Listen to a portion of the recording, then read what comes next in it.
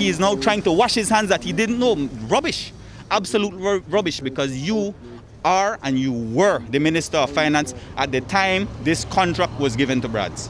Do you believe that at least there is conflict of interest? Absolutely. Absolutely. There is no greater, clearer case of conflict of interest, and one that has resulted, and some people estimate that it is worth as much as $500 million. The 10-year exclusive contract is worth up to $500 million. That's $500 million that you're giving to your son.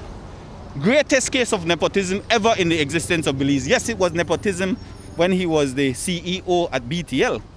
But what about this contract?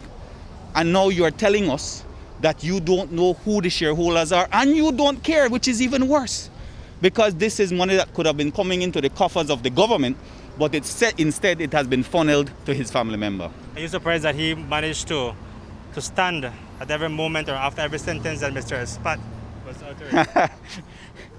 In the last 5 years, I've had my own experience in the House of Representatives to know when it is that I am getting under the skin of the Prime Minister, because he rises. And so he has done that in numerous instances. And so when my colleague, the Honorable Julius Spat, was needling the Prime Minister and was actually revealing where these wire transfers were going into these accounts for these companies, I think he got up about 4 or 5 times and he did not have any point of order, none whatsoever, because he was trying to say that the Brad's contract had been debated in the House, when in fact that's a huge fallacy. The Brad's contract never made it to the debate.